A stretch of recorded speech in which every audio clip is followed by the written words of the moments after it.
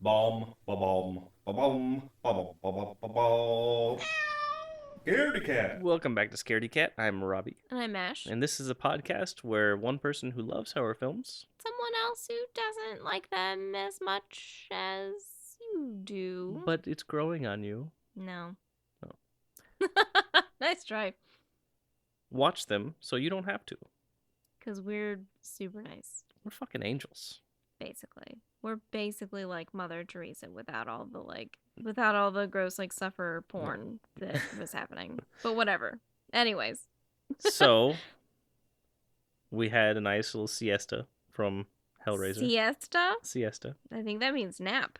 Yeah. We had a nap? Nice nap away from Hellraiser. We took a spring break from Hellraiser. And now we have to do another one. We do. It is our sworn duty to do all of the Hellraisers for some reason. Hellraiser 4 Bloodline. Yes. This is where shit gets real. I don't know. Has it not been real this whole time?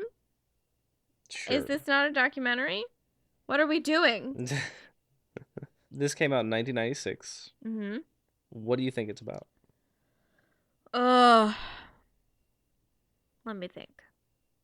Hellraiser. Mm-hmm. 4. Yep. Bloodline. Pinhead. I'm gonna guess Pinhead has a baby. Like, straight up, like, Junior style. Pinhead gets pregnant. Because healthcare in the 90s was such a disaster, he did not have access to a C-section like Arnold Schwarzenegger did, so he had to deliver this spiny, pinheaded baby through his pee-pee hole, which was probably pretty fucking painful. Because I've had babies, and it hurts. I think it would honestly just explode. Yeah, it would look like... You remember the cartoons where somebody would smoke a cigar, and that cigar would blow up in their face? Yeah. And then it would just have like the little banana peel things coming off? That's what the penis would look like afterwards. That's exactly what happened. So I think that... So Pinhead has a baby. You find out that... Was it a boy? No, it's a girl. Because he needs a lady to take over his legacy. Because reasons. So then you find out that Kirsty is the mom dad to this baby. Okay. And Frank is really mad because he wanted to get it on with Kirsty. And so he comes back and peels everybody's faces off. But baby Pinhead grows up to be a beautiful young lady, and she moves to France and enjoys reading books and falls Poetry. in love with Wears a beret. And no beret. She wears a blue dress with a white apron. She sings a lot in a town square in a French provincial town, and then she ends up being captured by a large buffalo man and gets Stockholm syndrome and falls in love with him, and then they have little spiny buffalo man pinheaded babies, and it's real fucking weird. Do you imagine Pinhead as your grandpa? Yes, actually. Oh, what sights I have to show you, children. That's basically what my Follow grandpa me says to the every woods. time we go home. Besides the woods. We're going on a trip to hell. And it won't be on Earth. Only recognize one name this time. Pinhead? Doug Bradley's back, and that's it. And usually that's weird. Like when you do like a billion sequels, the way that Hellraiser did, usually you don't get the main character back. You get like a smattering of like supporting characters. Like in what is it? Three Ninjas, right? So you got your three main kids. In the second movie, only Colt came back. I'm really excited about this one. Okay. I knew that one of the Hellraisers was an Alan Smithy film. Okay. Anybody doesn't know what Alan Smithy is, when a director or a writer or producer or an actor really, really hates their role, they throw the pseudonym Alan Smithy on it as kind of a, hey guys, don't see this shit. This is terrible. Which honestly would just make me want to see it more. If you did a movie and you were like, I'm so embarrassed by this, I won't even put my name on it, I would be like, let me go and let me bring my camera.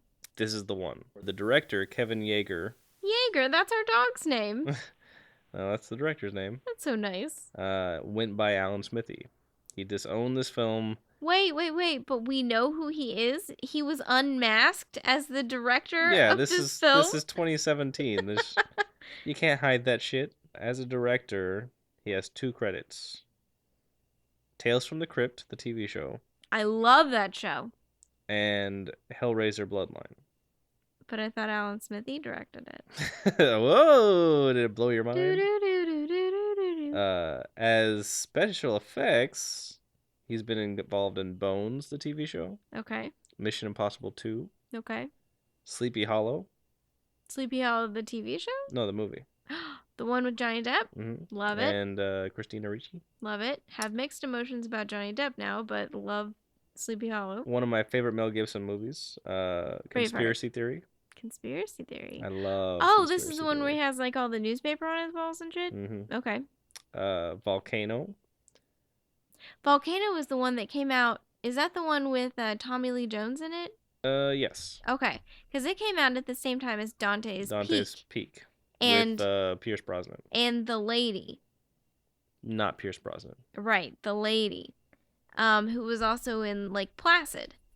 It's that lady. The mom from Lake Placid. Okay. Anyways, my grandma, who we stayed with all during the summer, she really, really liked Volcano and Dante's Peak, and they came out at the same time, and so we used to watch those on rotation at her house during nap time. Just a side note. Okay. Well, he did the special effects on it. He did a great job. My Mimo was very proud of him. Tales from the Crypt Demon Knight, which is my favorite Tales from the Crypt movie. Fucking, what's his name? Billy Zane. Billy Zane. Gorgeous man. Radio Flyer. Like that movie too. Child's Play. Is that the Chucky movie? Mm-hmm. I don't think I've ever actually seen those. So it looks like he really existed in that world of special effects. Yeah. And he did the special effects on this one too. But apparently something went awry because he did not want to throw his name on it. I'm interested. I'm actually more interested in this one than I have been in any of the other ones because maybe it'll be just so bad it'll be comical. Well, we'll find out. We'll let you know here on Scaredy Cat Pod. I think just leave it there. Just let it hang. Meow, meow, meow, meow, meow. So that was Hellraiser 4. That was interesting. So I'm kind of excited. I'm going to tell you something. I know that this... Wait, I need to make sure I'm ready for this. Are you sitting down? I'm sitting down. You're sitting down. I'm ready. So I know that this is supposed to be like the worst. Like this is the one that ended like the theatrical releases of Hellraiser. Mm-hmm. But I liked this one the best out of all of them. Really? Yeah. You were ready for this to be over. I was. I actually fell asleep about 4 minutes out. I had to keep waking. I had to do the Ashley. Ashley, it's almost over. Ashley, come on. But no, it was the one that I enjoyed the most. Why is that? I think it was just fascinatingly awful. And it was like, you could tell that at some point somebody was just like, fuck it. Let's just do it. And they just did it. And it was like, yeah. It's still not fantastic. What's funny is this film isn't at all what it was supposed to be. This film, when Kevin Yeager signed on to be the director, he said, I didn't want to make the last 3 movies. So the script they brought him was like this epic tale where Pinhead was going to be really minimized in the story. And the studio said, hey, we want more Pinhead. And they brought Doug Bradley back in to refilm things well after this was shot. Kind of like what they did with Suicide Squad. Basically, this was Suicide Squad for 1996. Right. All right, so you ready for the cast? Yes. Okay. So, first and foremost, we have Pinhead. Played once again by Doug Bradley. Who I still think has too many pins in his face. But the pins were smaller this time. They fit better. I guess the whole costume looked better this time. They were less comical, but still. I mean, I guess that's just an awkward setup. And I think we talked about this during the movie, but this is probably the last one we'll see where it's like an actual makeup job. I think from here on out there'll probably just be like masks he pulls over because the budget gets much smaller. So excited. Next up we have Angelique, played by Valentina Vargas, who this is her first film. She's a demon And I don't think I heard them say Cenobite once in this film. No, they didn't. So they're just referred to as demons in this film. Interesting. Then we have Philippe. Played by Bruce Ramsey. He's the toy maker. He plays 3 parts in this. He's Philippe, toy maker Le Marchand. He's John Merchant, and he's Dr. Paul Merchant. So then we have Bobby Merchant. Played by Kim Myers. This is the middle story's wife. The middle toy maker descendant's wife. Yes. Okay. Then we have Jacques. Played by Adam Scott, better known as the older brother from Step Brothers. Next we have Rimmer. Played by Christine Harnos. This is one of the changes that they made to the script. Rimmer is like a future cop, and she's busting in on Dr. Paul Merchant in 2124 or something like that to arrest him because he's taken over the space station. But she, in the script, was written as a man. And because they went through and cut so much out, they had about 5 strong female characters that they had to cut out. So they decided to make them one character called Rimmer. Interesting. I still maintain that Rimmer would be a hard name for a cop to pull off. A lot of rim job jokes. I imagine. I think. I mean, anyway. Especially if your first name is like Toilet. Toilet Rimmer? See, even then it sounds funny. I mean, yeah, that does sound funny. So then we have, and I'm gonna butcher this, Genevieve Le Marchand. That is played by Charlotte Chatton. This is the toy maker's wife. Yes. So then we have Duke de Lisle. Basically, the bad guy from every haunted house you go to. He's got like the little mole, He's got the white face, the powdered wig on. Is played by Ricky Cottrell. Nobody looks good in a powdered wig. Next up, we have Jack Merchant. This is the son. You see him for a little bit. He also played from Little Rascals. Oh yeah. But he plays the son in this, the modern day merchant. Okay, so that's our cast. Okay. So, Let's do it. the year is 2127. So we're in space. Mm-hmm. We're in 90s space, which is always really exciting. So Paul Merchant, the future merchant, is a engineer who has built a space station called the Minos. And uses... Wait, the Minos? Like the minnow from Gilligan's Island? Either Minos or Minos, but Minos I think is what they call I it. prefer Minos. That's it was terrible. like minus. I really hope it was a Gilligan's Island reference. So we come into the scene where he's using 2 oven mitts with wire sticking out of them to operate one of the finest CGI that 1996 had to offer, robot, as it tries to manipulate the puzzle box. Which... It also looked like they borrowed the robot from the Terminator. Maybe like a low-res version of that. Before we go any further, we haven't, since this is movie 4, we need to talk about the puzzle box and what it is. So I did a lot of research on this one. Thank God. I went into the weeds. And so what we've been calling the puzzle box comes from Clive Barker's original short novella called The Hellbound Heart. Okay. And in the novella, he talks about Le Marchand's box, which is where we get Le Marchand for the story. Okay. So they actually established this story in the novella that the first movie is based on. So a long time ago. Okay. But Le Marchand's box is also called the Lament Configuration. That's not the only box he makes. And this goes into a little bit like there's several boxes.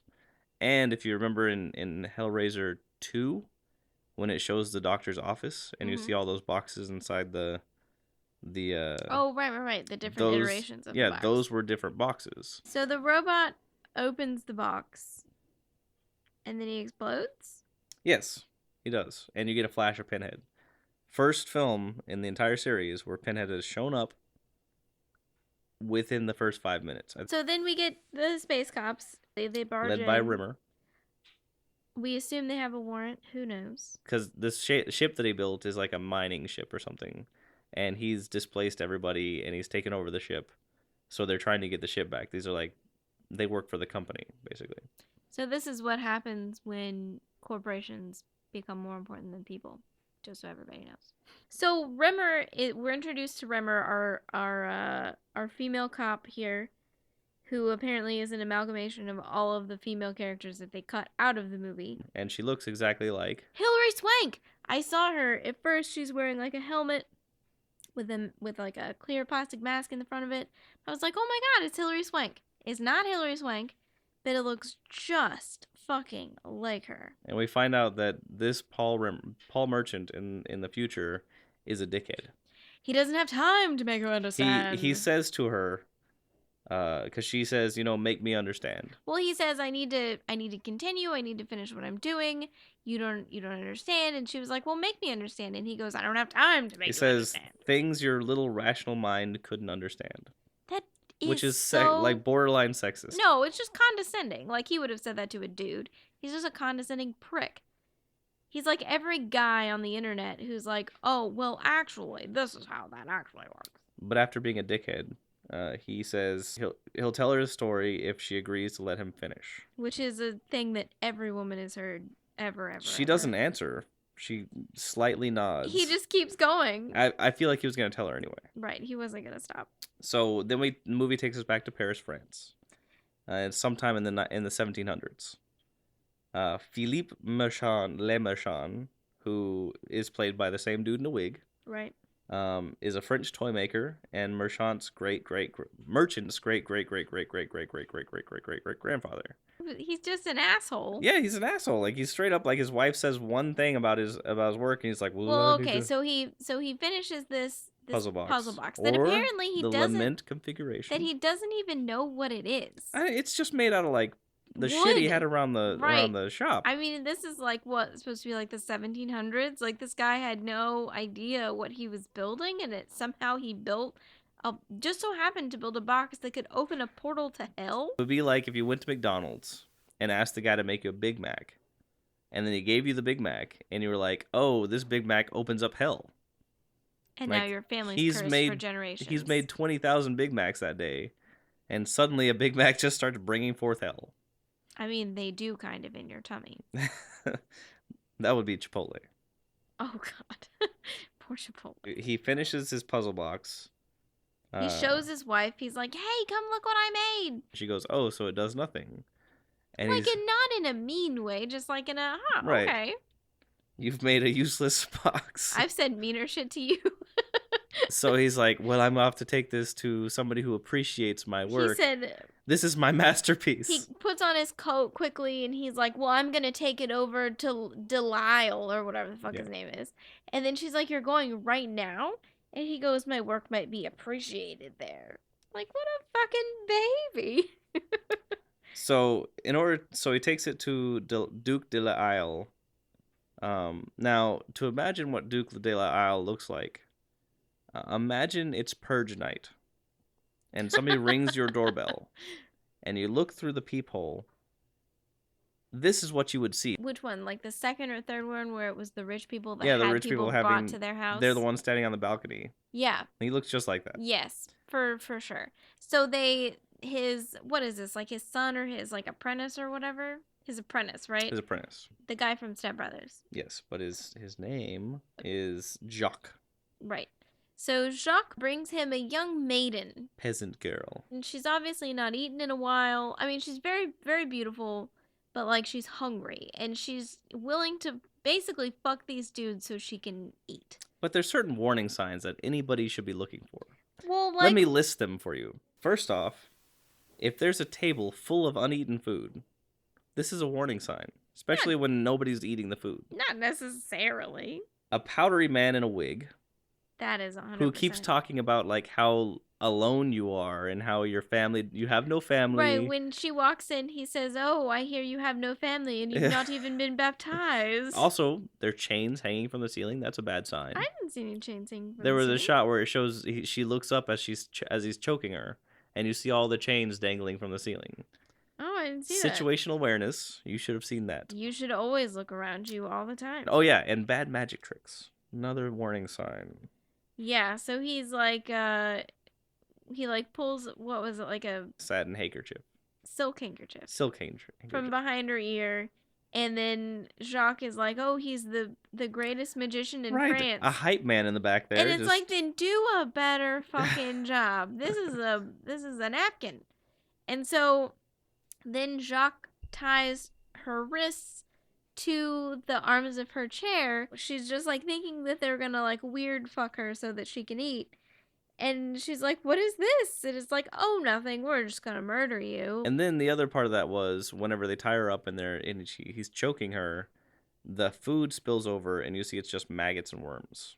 Yeah, which is that was like gross. a final fuck you that was unnecessary. Yeah. Why set up the whole elaborate scheme where it looks like food? I think, again, in this movie, too, they just had a big bug budget. And they were like, how many maggots can we get for $100? And maybe they were doing like an homage to the bugs from the second one. I know. I feel like they just had $100 and they were in a maggot store and they were like, hey. The maggot store? What can we get for $100? Maggots are us. And then also, wait, hang on. Delisle, or whatever, touches her face at one point. And his fingernails are so fucking long. Like the thing that women are doing now where they're growing their fingernails long and then trimming them to a point like witches' nails. That's kind of like what they were. I don't know how anybody can function like that. I can't even like operate my phone if my fingernails get too long. So I didn't like know this was a thing. It very much is. I'll show you next time we're out. Around normal people. This actually makes more sense in the story, like the original script. They allude the idea that Lyle himself is a Cenobite. Is he? That's been trapped on Hell. That's been trapped on Earth. I did not get that. Right. Well, I mean, it wouldn't because they cut up most of that out. Oh, that's right. See, they're fucking themselves here. Like, you can't follow a story if they cut out the whole story. Well, I mean, they just wanted to make a quick buck. It's dumb. So, after they kill this young maiden... By choking her. Yes, Jacques chokes her to death. Our toy maker knocks on the front door and gives Delisle the toy. Jacques comes to the door, and he looks him up and down as if to say, who the fuck are you? Is that your French accent? And it's like, he's the toy maker that you guys asked to commission this thing for. You know who he is. I feel like Jacques was given the same script that we saw. Like, he didn't know either because... he was just winging it as he goes. Yeah. So, he gives him the thing. Delisle's like, thank you very much. And then they close the door and he leaves. Should have just left. But he sticks around and watches through the windows. Because he's a peeping Tom. And did you notice that in some scenes, he looked a lot like Tim Curry? So, Le Marchand... I just want to say something also. Oh, good. A few episodes ago, we talked about people with untreated syphilis having mental problems. And that's true. If you have syphilis and it goes untreated, it can affect you mentally and it will fuck up your shit. There's a very interesting theory about Donald Trump in there. So, Delisle is laughing maniacally or casting a spell or what the fuck ever. And I guess some of his makeup rubs off of his face at some point and reveals a very large syphilis sore on his face. So I would just like to propose a theory here. Okay. That Delisle is not really a Cenobite. He's not really a demon trapped on Earth. He's just a crazy old man who had syphilis and thought that he had all these powers and shit. And so then he started sacrificing prostitutes or whatever the fuck this girl was. Peasants with no relations. He started sacrificing them and then he convinced Jacques that he was like this god or whatever. And then they kept doing it together. That's my theory. And to be fair, a lot of people at this time, like a lot of wealthy people, had syphilis. And there wasn't a way to treat it. And like STDs were rampant. Right. Because people were having a lot of unprotected, a lot of dirty sex. Not dirty as in like bad, as in like just literally filthy, dirty sex. Le Marchand is at the window. Yes. Watching them as they fillet this woman. take her skin off. Yeah, they fully like skin her. Yes, they skin her, which this happens in the shadows. This isn't like full out. But they're you like watch her skin. throwing random body parts of hers onto the floor. So they peel her skin off and they hang her skin on chains, which as if to let it air dry. This didn't make any sense to me. They were so worried about her like cutting her skin and they didn't want it to be like tampered with, and they're gonna hang it on hooks. That's true. They punctured it. Yeah. That's kind of a weird thing. They dangle it over the ground, which opens up as they're doing their incantation. Okay, yes. So before they hang her up, they move the dining room table to reveal a giant pentagram carved into the floor. I would just like to say, if you're going to dinner at a strange man's house, check under the table. Look under the table, look under the rug. If there's a pentagram on the floor, fucking run. Make this a habit. He could be a Satanist and the nicest fucking guy on earth. A lot of Satanists are really nice people. But if they didn't say it up front, like, hey, there's a pentagram under this table. Right. You could be sacrificial dinner party guest. You don't want to be Number Angelique. one. You don't. It's unpleasant. It looks unpleasant to me. So they summon a demon that fills this skin that's hanging in the air. The demon's name is Angelique, and she is the princess of hell. What pain to Pinhead is, temptation is to Angelique. Right. That's her thing. That's her niche. So she doesn't want to torture you or like put needles in your face or like shit in your skin. She just wants to fuck you to and death. make you feel bad about yourself. Right. And which honestly isn't that better. I don't know. I'd prefer it. I don't want shit in my skin. But in your vagina is fine. Sure, whatever. As long as it's consensual. Yeah, okay. So that's the important part. The next thing we see is Le Marchand talking to a coroner about what he saw. And he's telling him, oh, I saw this demon resurrected, and I think I need to stop it. So he develops a box that will counteract the box he just made. Right. So while he's talking to the coroner is cutting up a body. Yeah. And did you notice? So he like cuts like lines in the dude's skin, and then he puts this like loom looking thing on top of it. And then he takes the shutters of the loom and pushes them apart, and it's like a fucking body loom. Like he's pulling back this person's skin and organs with essentially like an old laundry mangle. It's horrifying looking. Yeah, I missed that. Super gross. I was more interested in the fact that this seemed to me like that scene from every NCIS episode where they had to go to the coroner to talk about what had happened. Ducky. So Ducky is basically helping him with his further the plot by giving him just a little bit of information. But we didn't have the I mean the coroner was actually like the nicest guy in the whole movie. He seemed like a fun dude to talk to. Yeah. Just kind of pleasant, kind of neat. So then Le Marchand creates his box, but he needs to get the original box in order to make his box work. Right, so he's got to steal it. Didn't really explain why. He's got to steal it back from Delisle. Why wouldn't he have like plans he used to build the original to begin with? I don't know, maybe he improvised at some point. He was like, fuck, I've got to It was like jazz. He made the jazz box, and now he doesn't know what to do. So he sneaks back to... Which, by the way, listening to you describe jazz to the kids the other night was actually pretty adorable. It was very sweet. So he sneaks back to the mansion of Delisle to find out that Delisle is dead. They killed him. Jock is now sleeping with Angelique. She is sucking his pee-pee. Did you notice that at this point they keep the sex very much in the shadows? Yes. Like you see Jacques on the bed, but you see like his torso, and you don't see anything of her. I mean, you see that there are things happening. Right, you see what's happening in there, but you don't see like there's no nipples, there's no genitalia. Right. Like it's all in another room. Have there been any genitalia in any of the other ones? Well, we'll get to this because later on there's a scene where he's imagining himself having sex. in the modern day, That's right. and they go full frontal on it. But it really seemed like maybe that was one of the things they just added in to make the film pop. Could so. But anyway, but at this point, it looked like they were still going for like integrity of the script. So sure, as much as you can. I mean, they did. It was told in a way. It was shown in a way that was like furthering the plot rather than just gratuitous. True.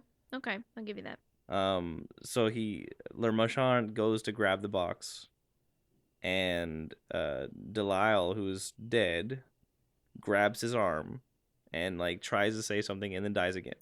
Right. In a very pointless jump scare. Yes. He hears Angelique's voice say something.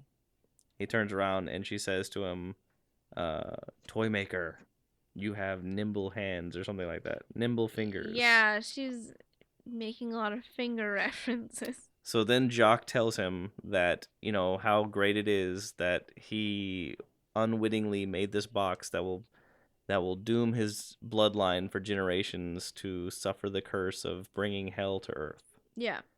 And then tells Angelique to kill him, which she does. She stabs him.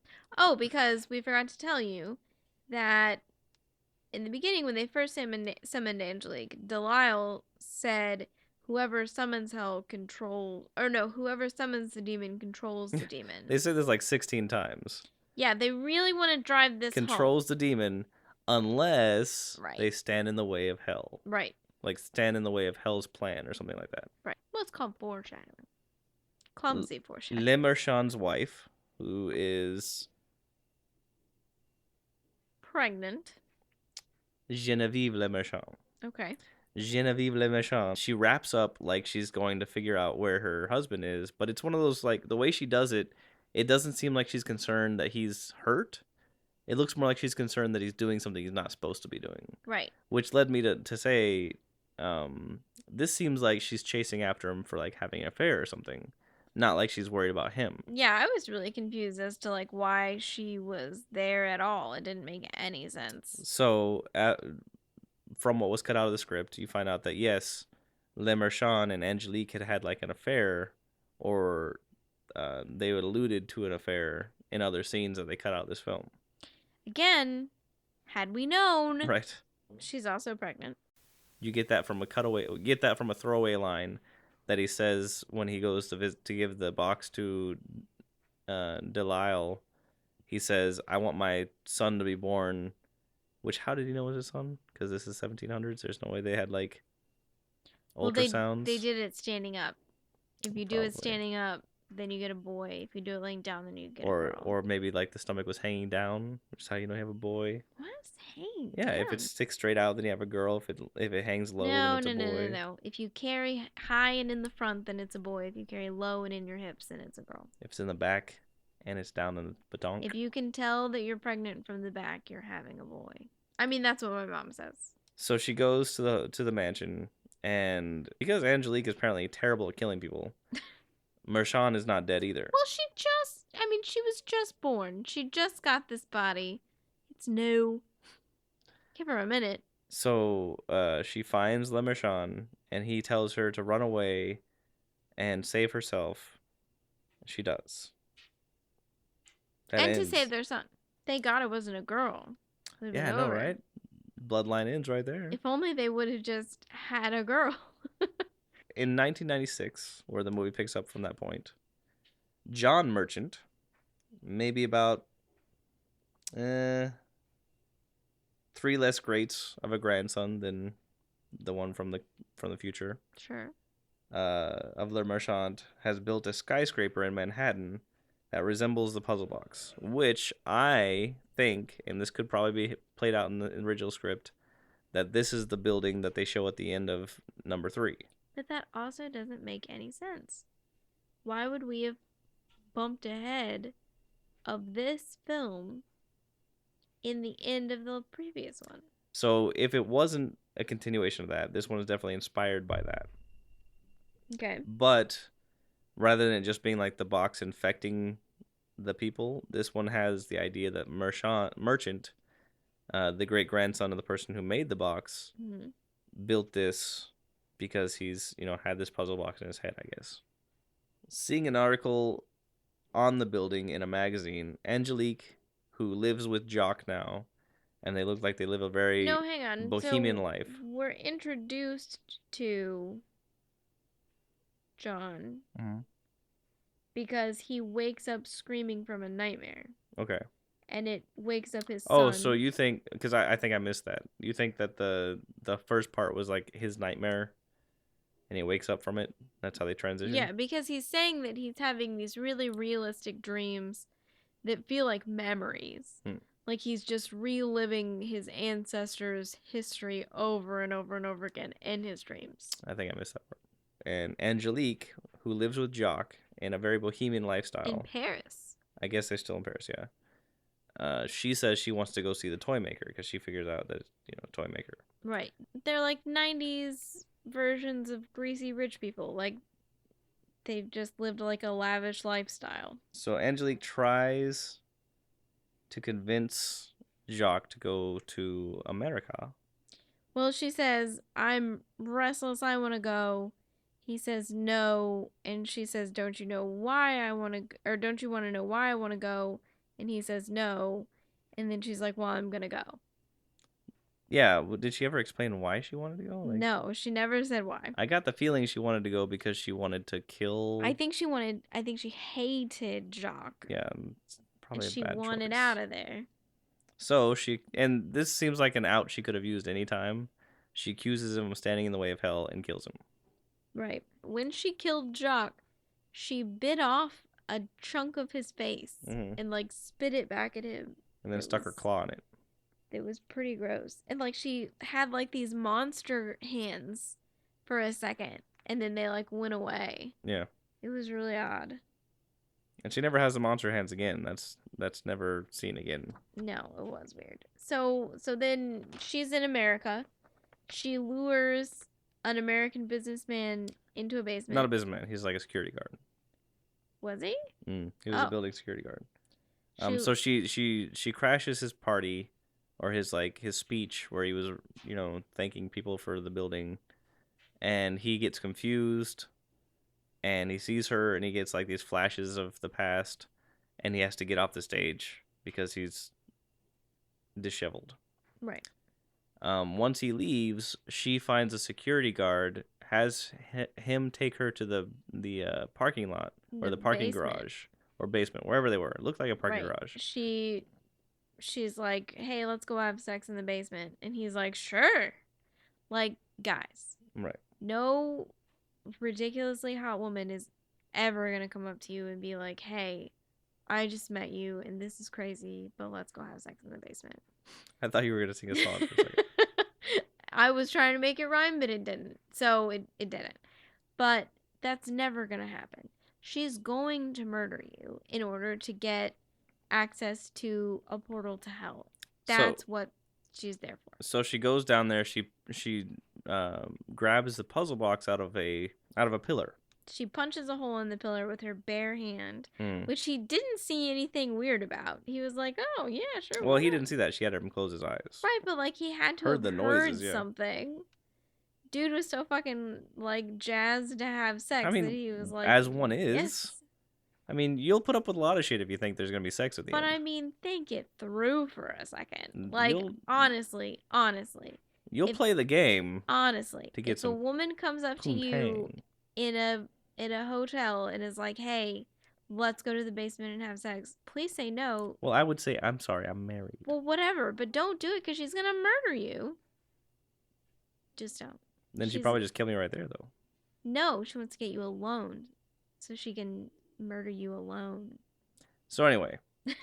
Especially if you have keys to something. So she gives him the puzzle box, and she has him open the gateway to hell and summons forth Pinhead. Right, so she takes off his shirt, she sits him down on the floor. We have a frank moment where she's like, rub the box this way. And he's like, ooh, yeah. And she's like, rub the box this way. And he's like, ooh, yeah.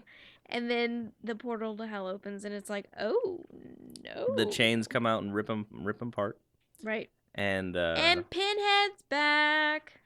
And out comes Pinhead, who is the bad guy in this film. Does his voice sound different in this film I to think you? I think they did some manipulation on his voice. He sounded like deeper and like bassier. But like I said, I think this was probably the best iteration of the costume. Like it felt the most complete, and guess. the director did a good job of showing like, because usually when they would show Pinhead, they would show him at like one fixed angle, and he would walk into a scene and then he would walk out of the scene. But this camera follows him. Yeah, that's true. And it had like side dollying shots of him, and I think it took better advantage of like the makeup and everything. Yeah. It showed you different angles. There even is a point where he's yelling at somebody, and the angle is like right up on his face. Right. But I will say, even though I still think there are too many pens, they were not as long, and so they did not jangle whenever he moved his face, and which they didn't was hang much down. less distracting. Yeah, they were precise. Yeah. But again, anybody who's fighting Pinhead, all you gotta do, just give him a good hard, hand to the face. You just push those motherfuckers down, and then you got about, I don't know, an hour and a half before he gets them all back out. Do you think that he would just pop them out to where they're supposed to be, or do you think he would take them all the way out? Maybe I wonder if he just like holds his nose and blows, and they all right back out. That would be a sight.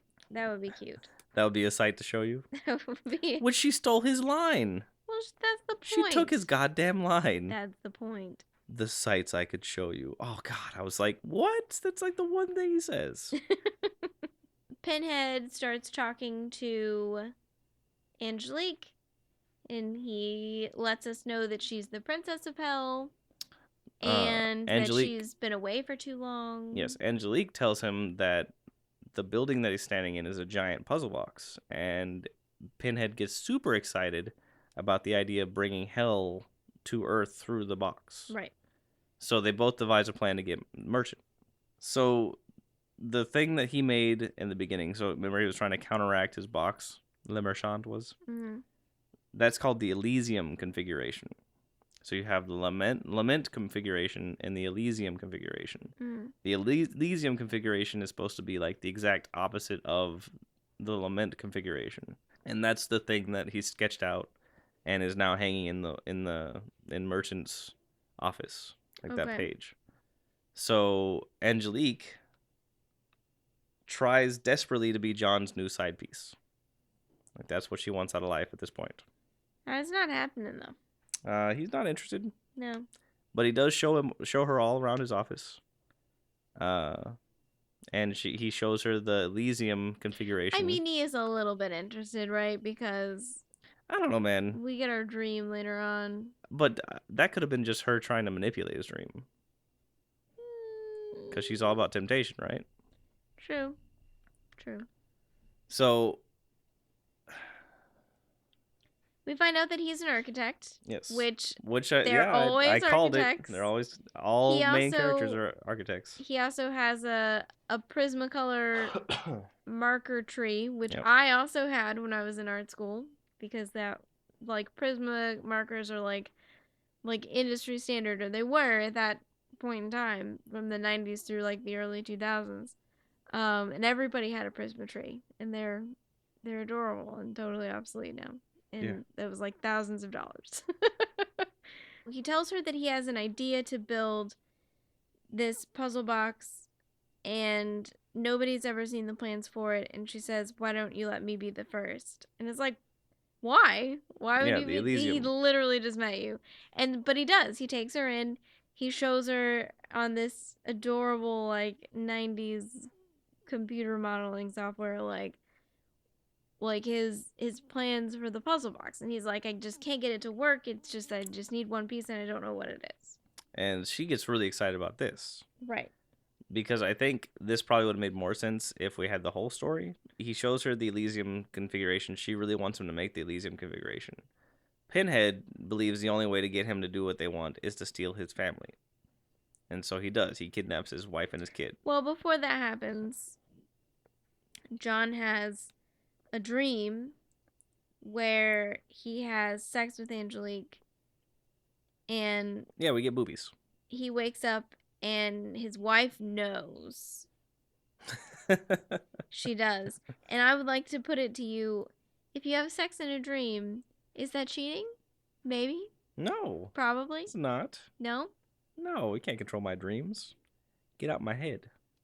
I mean, I'm not trying to control your dreams. You should control your dreams.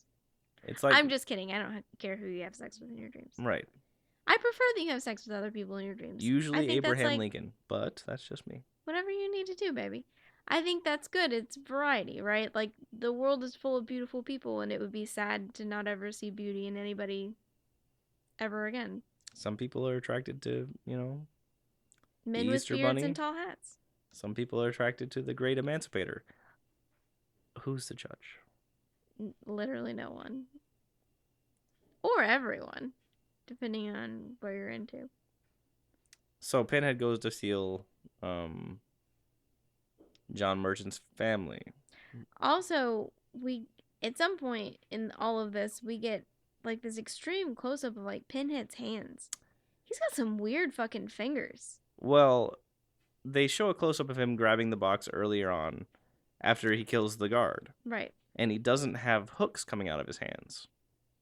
But they show a close up of his hands again later on. Right. And he's got a hook coming out of his hand. But like I'm talking about just when they were just regular fingers. I'm talking about like the actor's fingers Doug are Bradley. just strange looking.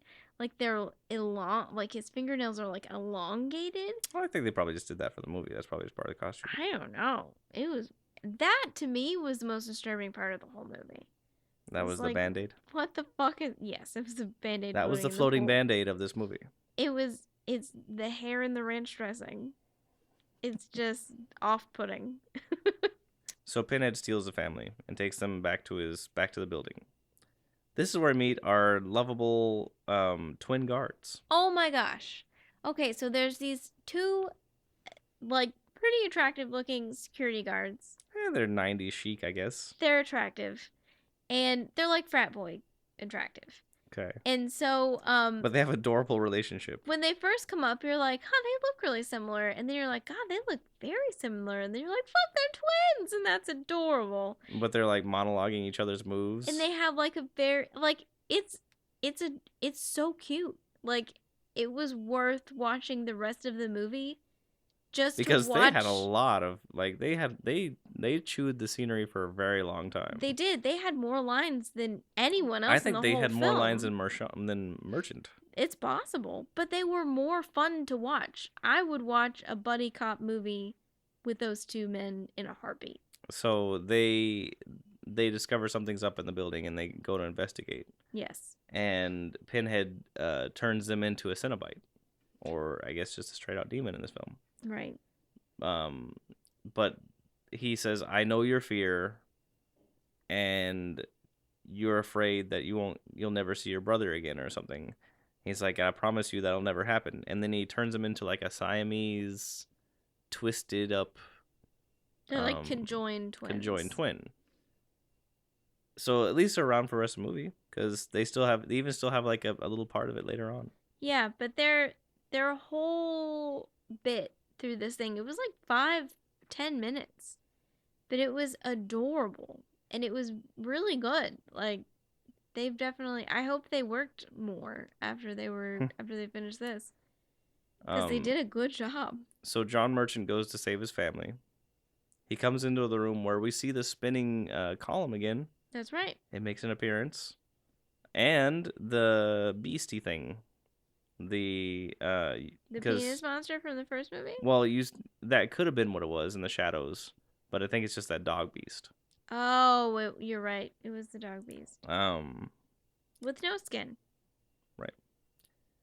According to the script, the dog beast was supposed to be a man and dog who died in a car crash, and they just put them together. Interesting. Did you get that at all from what we saw? No, it looked like a bear. I mean, it looked like a Rottweiler that had like a skin fungus. I don't know. It was weird, whatever it was. And actually, you know what it looked like? It looked like a giant mole rat. Yes. Yeah, I can see that. Yeah. I did not get man merged with dog. How did they break out from captivity? I think that... Okay, so Dad bursts in Merchant, yeah. Merchant bursts in and he says, "Oh my God!" And then Pinhead says, "Do I look like someone who cares what God thinks?" He says, like, in the name of God, or something to that yeah, effect. the line didn't quite match up with what Pinhead says back. Pinhead's line was badass. But he was just waiting for it. It's like he Right. just has a couple in the tank he's always waiting to use. Yeah. And that was one of them.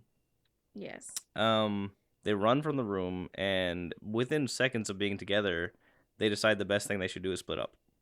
So his wife goes one direction, Merchant goes the other, and he puts his probably 6-year-old son in an elevator. Right. And he's like, By "You'll be himself. okay. Just press all the buttons and just go straight to the top." So they're on the run. The wife, Bobby Merchant, she runs into a conference room to escape the dog beast. And she sees a puzzle box on the table, and she grabs it. Who knows why she grabbed it? There's never really a reason. She didn't have a reason to. She doesn't know anything about these puzzle boxes. But she grabs it. The dog breaks through the door, and she sends it back to hell with the puzzle box. And she has a quip whenever it goes, but I don't remember what the quip was. Everybody quips before they do anything in this film. Yeah. Then the boy ends up at the end of a hall, and John Merchant runs to the boy and saves him, and Pinhead sends one of his chains that goes straight through his neck, opens up into like two, like almost like a grappling hook, and then he pulls it back through, and then his head falls off, which was probably the best kill in the whole movie.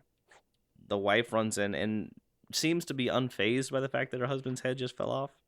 There's so much going on. And she runs in and she says, "Go play with your dog," and sends him back to hell too. Right. And Angelique. So she has the box and she opens it and throws it at him, and Angelique and Pinhead are both sucked in. Right. That ends our modern day. So now we're back in the future. Back to the future. Back to the future. In space with our dickhead guy and Rimmer. Wait, Rimmer?